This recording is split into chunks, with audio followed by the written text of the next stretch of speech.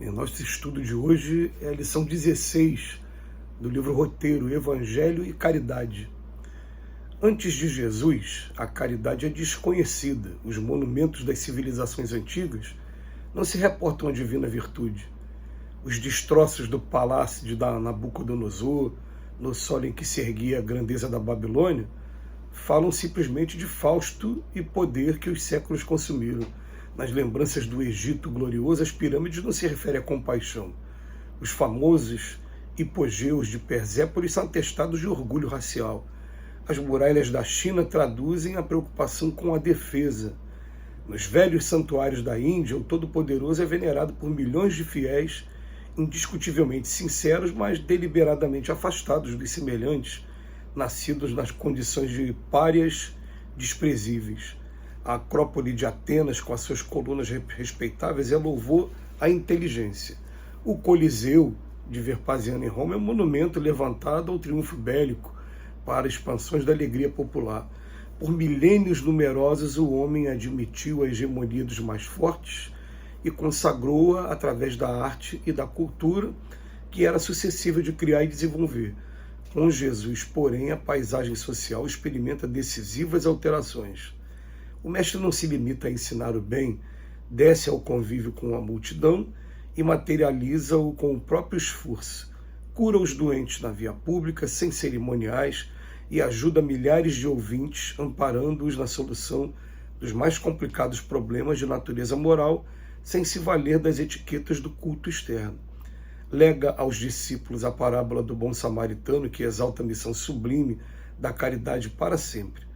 A história é simples e expressiva. Transmite Lucas, a palavra do celeste orientador, explicando que desceu um homem de Jerusalém para Jericó, caiu na mão de salteadores que o despojaram, espancaram e deixaram semi-morto.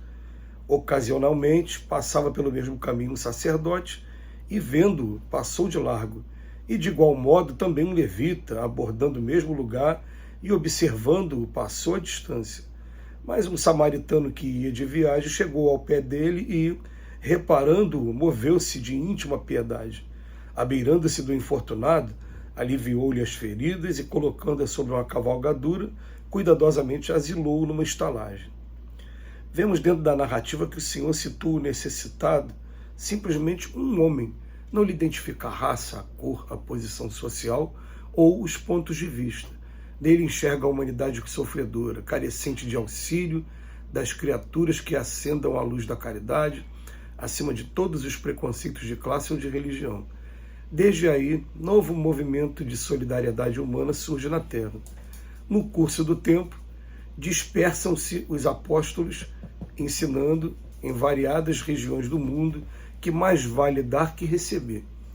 E, inspirados na lição do Senhor, os vanguardeiros do bem substituem os vales da imundície pelos hospitais confortáveis, combatem vícios multimilenários com orfanatos e creches, instalam escolas onde a cultura jazia confiada aos escravos, criam institutos de socorro e previdência onde a sociedade mantinha a mendicância para os mais fracos, e a caridade, como um gênio cristão na Terra, continua crescendo com os séculos através da bondade de Francisco de Assis, da dedicação de um Vicente de Paula, da benemerência de um Rockefeller ou da fraternidade do companheiro anônimo da via pública, salientando valoroso e sublime que o Espírito do Cristo prossegue agindo conosco e por nós.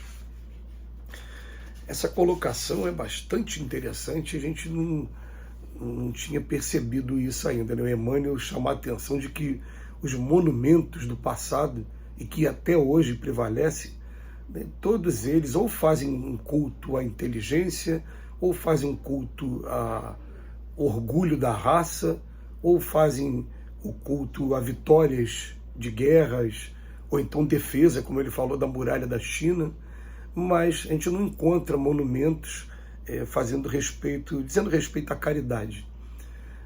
A gente tem aqui no Rio de Janeiro uma estátua apenas do Cristo de braços abertos.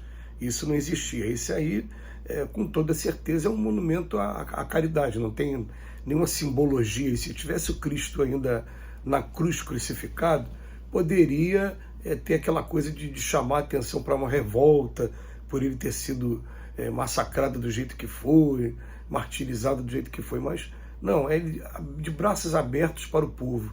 É um culto, está cultuando, é uma homenagem à caridade. Mas o que ele vem falar aqui também no texto, acima de todas as coisas, é que até a chegada do Cristo, a caridade ela não era disseminada. O que se exaltava até aquele momento é, por exemplo, você tem que amar o próximo como a si mesmo. A regra áurea está em todos os povos, em todos os tempos. Mas era somente o próximo, eles consideravam o próximo só aqueles que eram da mesma raça, da mesma casta, enfim, esse era o próximo.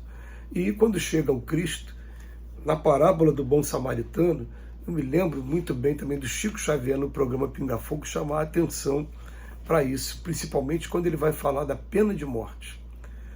Se a gente colocar aí no YouTube, Chico Xavier, pena de morte, quando é perguntado, a resposta dele começa com a parábola do bom samaritano, e ele fala que todos os personagens foram identificados, apenas um não foi, foi a vítima. Ele fala, pode ser eu, pode ser você, e ela pode ter qualquer raça, credo, cor, sexo, enfim.